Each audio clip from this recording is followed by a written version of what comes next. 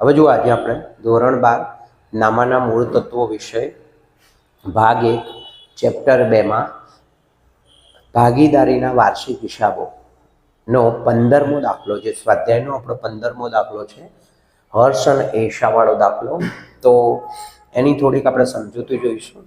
તો એમાં કેટલાક એન્ટ્રીઓ જે છે, તો એમાં એક છે HDFCની 12% લોન. ખાસ કરીને તો અહીંયા એની મૂડીથી બાજુ એની એન્ટ્રી આવશે, 10,000 રૂપિયા એનું રકમ છે અને 12% લેખે જો આપણે એની ગણતરી કરીશું અને એ લોન આપણે લીધેલી છે 1/7/2016, તો એની આપણે ગણતરી કરીશું તો 1/7/2016થી અહીંયા તમે જોઈ શકો છો કે 31/3/17 સુધીનો સમયગાળો.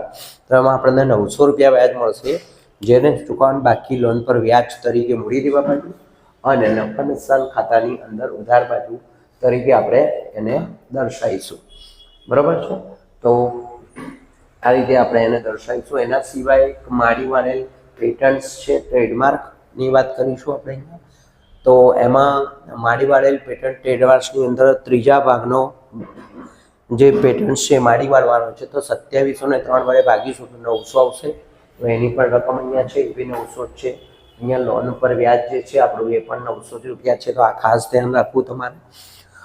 એના સિવાય પહેલો જે આપણો હવાલો છે કે જેની અંદર આપણે એવું કહી શકીએ કે 10,000 રૂપિયાનો આખર સ્ટોક છે, જેની 50% કિંમત આપણે ઉપજી શકે એમ છે. તો આખર સ્ટોકમાં આપણે 10,000ના 50% કરવાના, એટલે કે 5,000 આવશે. તો 5,000 આખર સ્ટોકની એક અસર વેપાર ખાતાની જમા બાજુ અને બીજી અસર આપણે મિલકત નાણાં બાજુ આપીશું 5,000ની.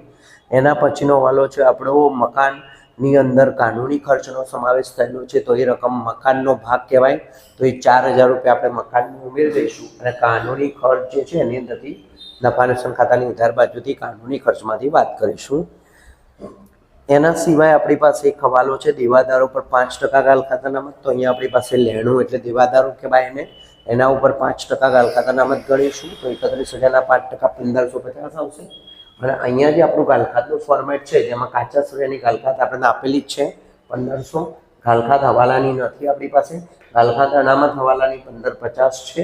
બંનેનું ટોટલ કરીશું અને એમાંથી આપણે ગાલખાત અનામત કાચા સોયાની આપણે આપેલી છે 2,000 બાદ કરીશું તો આપણને આવશે 1,050, જે આપણું 12ના કોલમમાં લખાશે. એના પછીનો વાળો છે ફર્નિચર ઉપર 10% આપણે ઘસારો ગણવાનો છે. તો ફર્નિચર ઉપર આપણે જે ઘસારો છે એમાં પહેલાં જૂનો ઘસારો એડ કરીશું 300. એના પછી આપણે 3300ના 10% એટલે કે 330 આવશે, જેની અસર આપણે અહીંયા ઘસારા તરીકે આપણે આપીશું. અહીંયા તમે જોઈ શકો છો કે એની અસર અહીંયા આપણે લખેલી છે 330 રૂપિયા. અને મકાન ઉપર આપણે 5% ઘસારો ગણવાનો છે. તો મકાનની 46,000 વેલ્યુ છે, એમાં 4,000 આપણે એડ કરીશું તો 50,000 આવશે. એના 5% એટલે 50,000ના 5% 2,500 આવશે.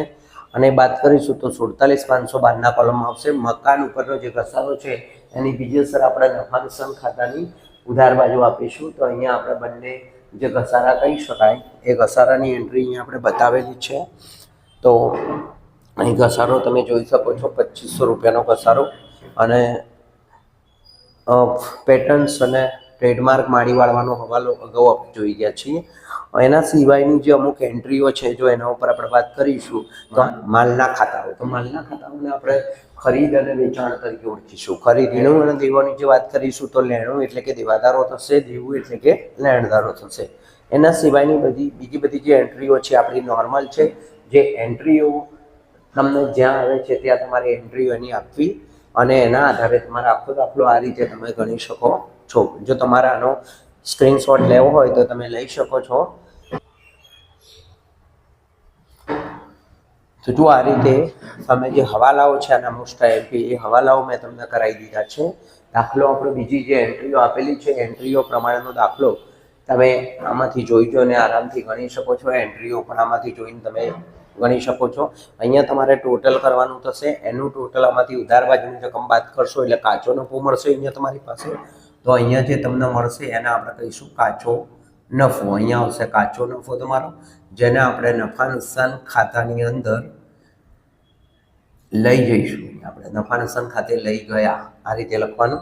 અને એ કાચો નફો આપણે અહીંયા લાવીશું 41,150 એનું ટોટલ મારીશું તો અહીંયાથી આપણને ચોખ્ખો નફો મળશે 30,270. એ 30,270 અહીંયા તમે લખશો તો અહીંયા તમારી રકમ સરખી છે તમારે વહેંચવાની છે તો અડધી અડધી રકમ આવી જશે હર્ષ અને ઈશામાં.